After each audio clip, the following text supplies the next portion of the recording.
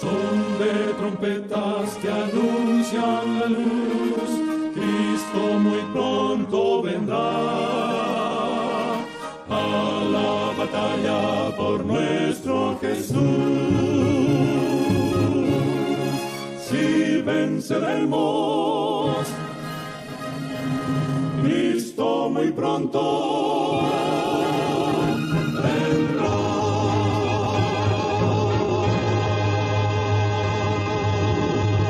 Muy buenos días, hermanos y hermanas, amigos que nos escuchan a través de esta estación radial, Radio Pueblo 1510 AM. Estamos transmitiendo desde Santo Domingo, República Dominicana, para el mundo. Muy buenos días, Víctor. Buenos días a cada uno de ustedes que estarán escuchando esta programación a través de estos micrófonos. No importando dónde se encuentren, por la vía de la conexión a internet llegamos a su casa. Hoy una vez más estamos transmitiendo una entrega más de su programa El Pregonero de la Verdad, esperando que el Señor pueda derramar las más ricas bendiciones sobre cada uno de ustedes. Vamos a tener una oración para dar el inicio de manera formal a esta programación. Eterno Dios y Padre que moras en los cielos, santo, alabado y glorificado sea tu nombre. Te damos gracias, Señor, porque nos ha dado el privilegio de poder estar aquí en esta mañana, llevando a cabo la programación de tu programa, El Pregonero de la Verdad. Te imploramos, Señor, que tú nos dirijas, que tú nos acompañes, que tú nos dé tu paz, que tú pongas tu palabra en nuestra mente, pero sobre todo, Señor, que tú puedas sazonar estas palabras para que lleguen a los oídos de aquellos que estarán escuchando esta transmisión y que estas palabras puedan hacer el efecto que tú quieres que haga en sus corazones. Bendícenos, Señor, acompáñanos, quédate con nosotros en el nombre de Jesús. Amén. Un servidor, Miguel Cabrera, está con ustedes como de costumbre. Vamos a tener un tema algo un poco diferente en el día de hoy, y trae como título este programa de hoy, Un profeta como yo. Ya los que están conectados vía en vivo por Facebook ya han visto el título del programa, Un profeta como yo. Vamos a tener el tema, o se titula, en el día de hoy. Desde que se menciona un título así, las personas inmediatamente suelen reconocer de quién se trata. Y hablamos del profeta Moisés y hablamos de Cristo, ¿verdad? Del profeta Moisés y hablamos de Cristo, un profeta como yo. Así que el Señor le dijo a Moisés que él levantaría un profeta, ¿verdad? Él levantaría un profeta como él. Y de la misma manera podemos encontrar en la palabra de Dios a qué profeta se refería. Y lo vamos a ver en un momentito. En un momentito vamos a ver a qué profeta se refería el Señor cuando hablaba acerca de esto. Dice en el libro de los Hechos, capítulo 3, y allí vamos a ver el verso número 22, capítulo 3, verso número 22. Dice, porque Moisés dijo, el Señor vuestro Dios os levantará de entre vosotros hermanos, un profeta como yo, a él oiréis en todo lo que os diga. Dice en Hechos 3:22, aquí Pedro lo que está haciendo es recordando o trayendo a colación lo que ya Moisés había dicho en la antigüedad.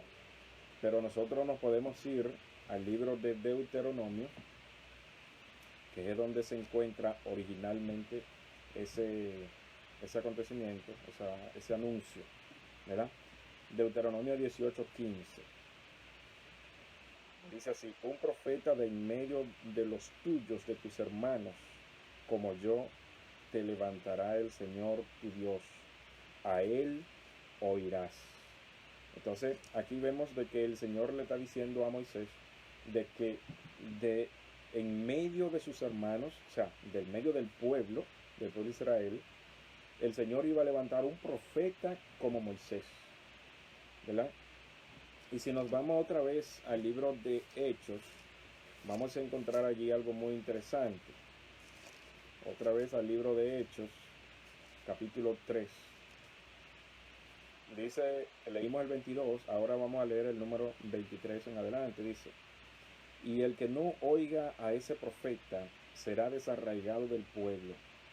Todos los profetas, desde Samuel en adelante, todos anunciaron estos días. Vosotros sois los hijos de los profetas y del pacto que Dios concertó con nuestros padres, cuando dijo a Abraham: en tu descendiente serán benditas todas las familias de la tierra. Habiendo Dios resucitado a su Hijo, lo envió primero a vosotros, para que os bendijese, a fin de que cada uno se convierta de su maldad. Entonces aquí vemos que el apóstol está hablando y se refiere al Hijo de Dios, cuando Dios lo resucitó. Aquí se refiere al Hijo de Dios, y él lo dice en el verso 26: habiendo Dios resucitado a su Hijo, lo envió primero a vosotros, para que os bendijese. ¿A cuál vosotros? Se refiere a los que estaban allí, ¿verdad? Donde estaba el apóstol hablando. Se refiere al pueblo, al seno del pueblo de Israel, lo que el Señor le había prometido allá en Deuteronomio, que de en medio de sus hermanos, él le iba a levantar un profeta como Moisés. Pero el asunto de cómo Moisés hace referencia de una u otra manera a igualdad, pero o cualidades similares, más bien, cualidades similares. Pero ¿a qué cualidades similares quizás se está refiriendo el Señor? ¿O por qué dice un profeta como tú? ¿A qué exactamente se quiere referir el Señor? Si nosotros estudiamos tanto la vida de Moisés como la vida de Cristo, vamos a encontrar que hay muchísimas similitudes en cuanto desde su nacimiento, ¿verdad? Su periodo durante el tiempo que estuvieron en la tierra, y no solamente esto, sino con su muerte, su resurrección. Pero vamos a ver muchas cosas interesantes que vamos a encontrar en el estudio del día de hoy. Y nos vamos a situar de inmediato en el segundo libro del profeta Moisés, el libro de Éxodo. Libro de Éxodo. Y vamos a buscar de inmediato, ¿verdad?, el capítulo número 1, Éxodo 1, y allí vamos a leer el número 22. Éxodo 22. Ustedes saben que Moisés, vamos a decir, estuvo casi al filo de la espada, ¿verdad?, cuando bebé, cuando niño. ¿Por qué? El faraón había dado una orden de que todos los niños de cierta edad o hasta cierta edad fueran eliminados, ¿verdad? Porque era una estrategia de Satanás de tratar de eliminar a Moisés, ya que se había profetizado.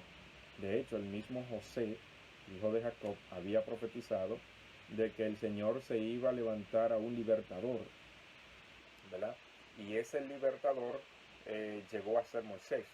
Pero en las similitudes encontramos de que ese gran libertador ya se había profetizado antes. ¿Desde dónde? Desde antes de que los fundamentos de la tierra fueran echados. Ya ese libertador había sido prometido para libertar al mundo del yugo del pecado. Y ese libertador es Cristo. Pero para libertar al pueblo de Israel del yugo de Egipto, de la esclavitud, entonces el Señor prometió levantar a un libertador. Y ese libertador entonces, cuando comenzó a surgir los comentarios en el pueblo, entonces espérate, ese libertador no puede venir aquí y llevarnos a nuestra gente, ¿verdad? Y entonces el faraón dio una orden de que mataran a los niños hasta cierta edad. Y entonces, dentro de ese rango de edad, se encontraba el que futuramente iba a ser el libertador, que era Moisés. Ya el Señor lo tenía cronometrado en su agenda, en su reloj, que era Moisés. Pero la mano del gran poderoso Dios, del que todo lo sabe, el gran legislador, estaba dirigiendo todo el acontecimiento alrededor de la vida de Moisés. Dice el verso 22, entonces Faraón ordenó a todo su pueblo, echad al río a todo niño hebreo que nazca y preservad la vida a toda niña. O sea, miren la orden que se dio, que lo echaran al río. ¿Para qué? Para que se ahogaran, murieran. O sea, era una sentencia de muerte. Una sentencia de muerte.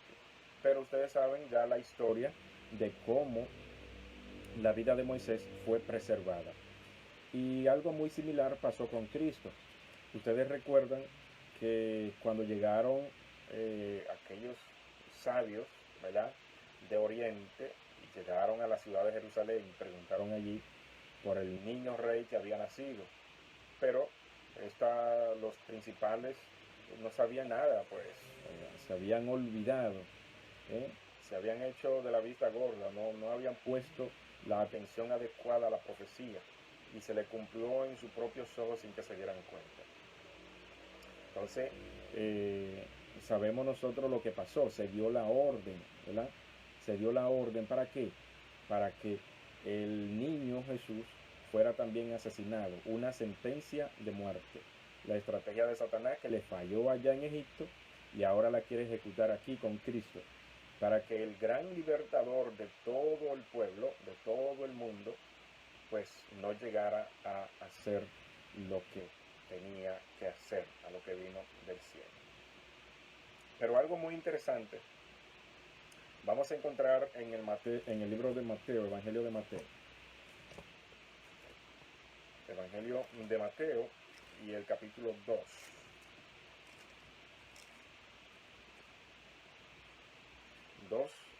Verso 13, dice lo siguiente.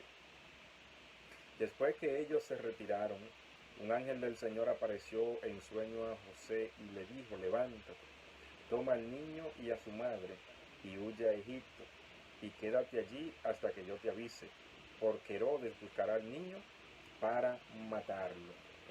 Y algo muy interesante, note que Moisés nació en Egipto y estuvo allí, pero Cristo, aunque no nació en Egipto, pero fue llevado a Egipto para ser salvado. Qué interesante, fue llevado a Egipto para poder ser salvado. Sin embargo, el pueblo de Israel fue sacado de Egipto para ser salvado. O sea, Egipto, aunque fue un medio de tortura, de prisión, de esclavitud, un centro de esclavitud para el pueblo, pero también sirvió de manera posterior como un refugio para el Hijo de Dios. Sin embargo, la similitud aquí que quiero hacer es de que tanto Moisés como Cristo estuvieron en el mismo país, a pesar de la distancia del tiempo, a pesar del espacio de tiempo que vivieron el uno y el otro, ¿verdad? Cristo en su niñez estuvo allá, pero Moisés también desde su niñez hasta ser adulto estuvo en Egipto. El verso 14 nos dice, entonces José se levantó de noche, tomó al niño y a su madre y se fue a Egipto. Y estuvo allá hasta la muerte de Herodes, ¿verdad? Luego que Herodes muere, entonces se le ordena a José que vuelva de nuevo. Sin embargo, cuando José se entera de que quien está gobernando es el hijo, o sea, el hijo de Herodes, que se llamaba Arquelao, entonces José pidió de que no lo dejaran volver a ese lugar, sino y se le mandó a que fuera a Galilea. Entonces sigue diciendo, así se cumplió lo que dijo el Señor por medio del profeta: de Egipto llamé a mi hijo. Eso se encuentra en Oseas 11.1. En Oseas 11.1. Allí se encuentra esa profecía que dice: desde Egipto llamé a mi hijo. ¿Y a qué se cumplió? Por medio de este hecho de que Herodes mandó a matar los niños, y dentro de ese rango de edad entonces se encontraba Cristo, pues se le autorizó, se le ordenó más bien a José de que tomara al niño y a su madre y se fueran a Egipto. Muy bien. Moisés, en un momento cuando el Señor le ordena de que salgan de Egipto hacia la tierra prometida, el Señor le da el poder a Moisés para que abra el mar rojo, y con la vara que Moisés poseía abrió el mar y cruzaron en seco. Cruzaron en seco, o sea, pasaron por el lugar de donde el mar pasaba o se posaba. Sin embargo, encontramos de que Cristo no abrió el mar, sino que caminó sobre él. O sea, no tuvo que abrir el mar para cruzar ni para trasladarse de un lugar a otro, sino que caminó sobre el mar. Y allí encontramos un poder, ¿verdad?, que había recibido a Moisés de parte de Dios. Y si nosotros analizamos, encontramos de que ese poder fue Cristo que se lo dio a Moisés para que abriera el mar rojo. Y aquí encontramos ahora a Cristo como hombre, como un ser humano, ¿verdad?, como nosotros, de carne y hueso, entonces haciendo un hecho sorprendente, un acto sorprendente, ¿verdad? Aunque sabemos que para Cristo no era algo, o tratándose de la persona que lo hizo, no es algo sorprendente, pero sí ante los hombres, ¿verdad?, algo muy sorprendente. Y camina sobre el mar. Pero no solamente que camina sobre el mar, sino que hace o le dice a Pedro que vaya, porque él también, si tiene fe, puede caminar sobre el mar. Y así mismo lo hizo Pedro. Caminó, dio unos cuantos pasos encima del mar, encima del agua, sin hundirse. Hasta que ustedes saben lo que aconteció con Pedro. Pero Moisés se le había dado, o se le había puesto el cometido de que debía llevar al pueblo hacia la Canaán terrenal. Él debía dirigir al pueblo hacia la Canaán terrenal. Y de hecho, ustedes saben que Moisés muere antes de entrar a la tierra de Canaán, ¿verdad? Por un pecado que había cometido, ¿verdad?, por un milagro que el Señor le dio que hiciese, pero ya en cierta manera Moisés estaba algo, para yo así decirlo, asqueado. El pueblo de verdad lo tenía de una manera, bueno, desesperado, de una forma tal que ya Moisés, vamos a decir, no aguantaba más. Sin embargo, el Señor le dice a Moisés que golpee la roca, ¿verdad? Y allí hay una unión entre la verdadera roca y la roca simbólica, ¿verdad? La verdadera roca es Cristo. La roca simbólica es la roca a que Moisés le golpeó con la vara para que emanara agua de allí para el pueblo. Entonces allí encontramos a Moisés golpeando la roca para que salga agua para el pueblo. Pero encontramos posterior a Cristo, ¿verdad? Encontramos posterior a Cristo siendo golpeado por el pueblo para de él salir raudal de vida eterna, ¿verdad? El agua para el pueblo era vida, pues si no tomaban el agua, pues sabíamos nosotros que de una u otra forma, tarde o temprano, iban a morir de sed, aunque sabemos que Dios no lo iba a dejar morir de sed, jamás. El mismo Cristo estaba en la conducción de su pueblo para llevarlo a la tierra prometida, espiritualmente. Y es interesante de que Cristo de manera espiritual estaba conduciendo a su pueblo.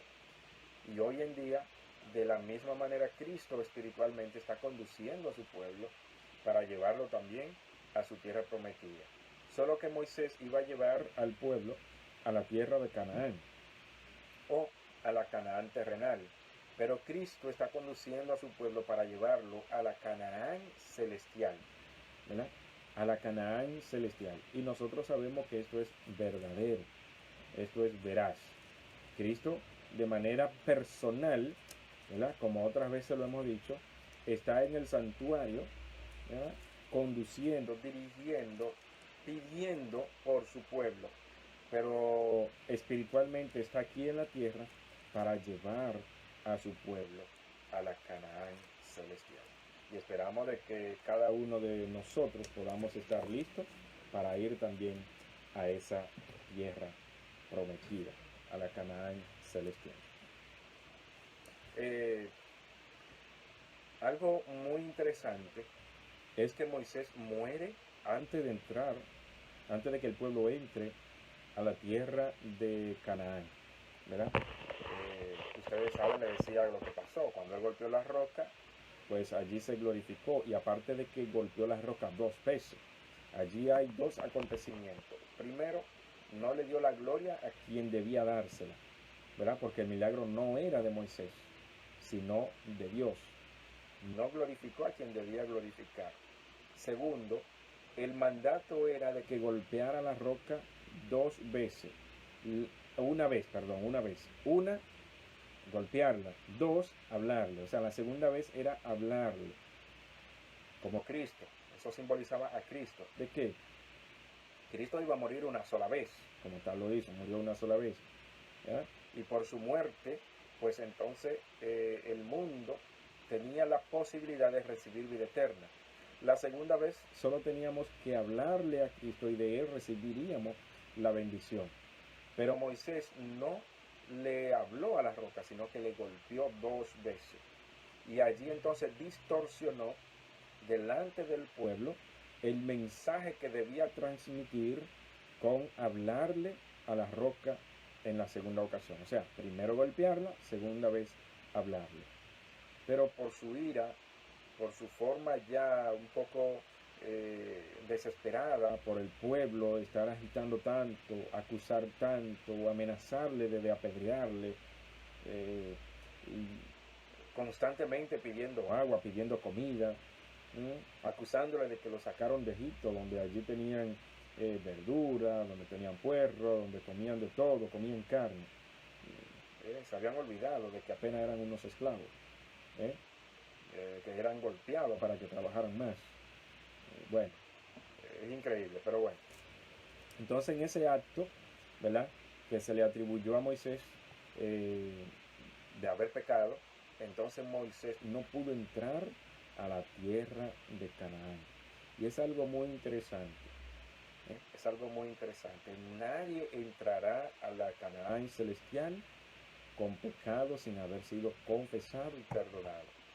Es importante que le prestemos atención a él. Nadie podrá entrar a la tierra de la Canaán celestial, ¿ya?, con pecado sin confesar y sin haber sido perdonado. Y el ejemplo perfecto es Moisés. Moisés no pudo entrar a la tierra de Canaán porque había cometido un pecado, a pesar de que fue perdonado, se arrepintió y fue perdonado, pero el Señor se lo dijo bien claro: por esto no entrará a la tierra de Canaán, por haber deshonrado a Dios delante de sus hermanos. Pero ¿qué pasa con Cristo? Lo mismo pasa con Cristo. Cristo muere, ¿verdad? Cristo muere antes de subir al cielo. Cristo muere antes de volver a entrar a la tierra de Canaán celestial, a la Canaán celestial. Antes de llevar a su pueblo a la Canaán celestial, Cristo muere. Pero al igual que Moisés, Moisés fue resucitado poco tiempo después. No se sabe cuánto tiempo, pero poco tiempo después. Moisés fue resucitado y lo podemos leer en la carta que se encuentra justo antes del libro de Apocalipsis, la carta de Judas. Esta carta apenas tiene un solo capítulo, ¿verdad? Un solo capítulo. En el verso 9 vamos a leer lo siguiente: en cambio, ni aun el ángel ni el arcángel Miguel, cuando contendía con el diablo por el cuerpo de Moisés, se atrevió a pronunciar un juicio de maldición contra él, sino que solo le dijo: el Señor te reprenda. O sea, Cristo resucita al cuerpo de Moisés, lo resucita y se lo lleva al cielo. Algo muy interesante pasó con Cristo. Cristo muere y en poco tiempo también es resucitado. Y nosotros sí podemos en la Biblia determinar el poco tiempo que duró Cristo en la tumba, que duró Cristo muerto, ¿verdad? Pero no podemos decir, no podemos buscar en la Biblia, porque la Biblia en sí no lo afirma, por lo menos yo no nunca lo he leído, no dice cuánto tiempo duró Moisés en la tumba para luego ser resucitado. Sin embargo, vemos que sí fue resucitado por alguien superior a él, por alguien divino que es Cristo. Pero a Cristo como humano tuvo alguien más superior a él que resucitarlo. Y este fue su Padre. Y lo podemos leer en la carta a los Romanos y el capítulo 8. Carta a los Romanos, capítulo 8. Vamos a ver. Verso 11 dice lo siguiente. Si el espíritu de aquel que levantó de los muertos a Jesús habita en vosotros, el que levantó a Cristo Jesús de entre los muertos, vivificará también vuestro cuerpo mortal por medio de su espíritu que habita en vosotros. Vimos en la carta de Judas de que Moisés fue resucitado por Cristo, o sea, el arcángel Miguel sabemos que es Cristo. Cristo lo resucita, ¿verdad? Y lo lleva al cielo. Y ustedes saben que Cristo llevó a Moisés al cielo. Moisés fue uno de los que vino junto a Elías cuando Cristo fue transfigurado para darle fuerza, ¿verdad? Porque ya se acercaba el tiempo de que Cristo debía ir a Jerusalén a padecer y a morir. Cristo resucita a Moisés y se lo lleva al cielo. Pero a Cristo lo resucita su Padre, ¿verdad? El espíritu de su Padre resucita a Cristo. Y ustedes saben que el Padre no vino él de manera personal, sino que comisiona a un ángel que viene con su autoridad, o sea, que viene con la autoridad del Padre y resucita a Cristo y lo llama, Hijo de Dios, tu Padre te llama, sal fuera, tu Padre te llama. Ustedes saben que hubo un gran terremoto y eso entonces provocó de que la tumba se abriera. Y el ángel que estaba allí rodó la roca. Bueno, ya ustedes saben lo que pasó. Cristo sale victorioso. Pero vamos a leer un poquito más arriba, en este capítulo 8 del libro de Romanos. Vamos a ver lo que nos dice. A partir del verso número 5. Dice, porque los que viven según la carne, piensan en los deseos de la carne. Pero los que viven según el Espíritu, piensan en los deseos del Espíritu. La inclinación de la carne es muerte, pero la inclinación del Espíritu es vida y paz. Porque la inclinación de la carne es contraria a Dios y no se sujeta a la ley de Dios, ni tampoco puede. Así, los que viven según la carne no pueden agradar a Dios. Pero vosotros no vivís según la carne, sino según el Espíritu. Si es que el Espíritu de Dios habita en vosotros. O sea, viene hablando acerca del Espíritu, pero aquí ahora hace una aclaración perfecta. Aunque es muy entendible, pero hace la aclaración. No deja nada entredicho, ni deja nada a la interpretación personal, sino que da la aclaración y dice, si es que el Espíritu, ¿cuál es el Espíritu del cual viene hablando el apóstol? El Espíritu de Dios. Dice aquí, si es que el Espíritu de Dios habita en vosotros. El que no tiene el Espíritu de Cristo no es de él. Note, ahora aquí hace un cambio. Dice que el que no tiene el Espíritu de Cristo no es de él. Primero dijo el Espíritu de Dios. ¿Es que hay dos espíritus diferentes? ¿Que el Espíritu de Dios es diferente al Espíritu de Cristo? No, para nada. Es el mismo Espíritu. Dice, no es de él. Por eso hay una unión común o una comunión. ¿Verdad? La comunión, que es la unión que existe entre el Padre y el Hijo. Dice el verso 10. En cambio, si Cristo está en vosotros, vuestro cuerpo está muerto a causa del pecado, pero vuestro espíritu vive a causa de la justicia. Y entonces ahí entra el verso que leímos. Dice, si el espíritu de aquel que levantó de los muertos a Jesús habita en vosotros, el que levantó a Cristo Jesús de entre los muertos, vivificará también vuestro cuerpo mortal por medio de su Espíritu que habita en vosotros. Qué interesante este asunto. Y aquí vemos de que quien levantó de entre los muertos a Cristo Jesús fue el Espíritu del Padre, ¿verdad? El poder de Dios, ¿verdad?, que vino en esa persona del ángel. Entonces vamos a leer el verso 26 que dice lo siguiente, en el mismo capítulo. Además, el Espíritu nos ayuda en nuestra debilidad porque no sabemos pedir lo que conviene, pero el Espíritu mismo intercede por nosotros con gemidos indecibles. El que sondea los corazones sabe cuál es la intención del Espíritu, y Él intercede por los santos conforme a la voluntad de Dios. Leo esto para hablar acerca de la intercesión de Cristo, que hace tanto aquí en la tierra como allá en el cielo. Pero Moisés tuvo un momento de su vida, algo muy similar. Algo muy similar. ¿Qué pasó? Ustedes recuerdan de que hubo un momento que el Señor le pidió a Moisés que se retirara de ese pueblo. Apártate de este pueblo y lo voy a destruir. Y de ti haré, ¿qué cosa? De ti haré una gran nación, ¿verdad? Pero sin embargo, ¿qué le responde Moisés? Moisés lo que hace que le responde es que no. Ráeme de tu libro, le dice Moisés. Ráeme de tu libro, le dice, pero no destruya este pueblo. Tu pueblo, le dice Moisés, que sacaste del pueblo de Egipto. O sea, ese es tu pueblo, este es tu pueblo, no mi pueblo, le dice Moisés. Pero Moisés, sin embargo, prefirió perderse. Moisés prefirió perderse antes de que retirarse y dejar de que el Señor destruyera al pueblo de Israel. Sin embargo, algo igual hizo Cristo.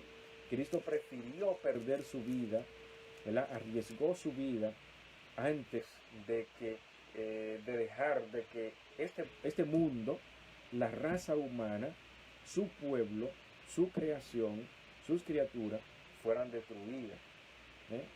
Sin embargo, cuando Cristo está en el Getsemaní, le ora al Padre de la que si hay otra forma de salvar a la raza humana, pues que se ejecute, no muriendo él. Sin embargo, no había otra forma.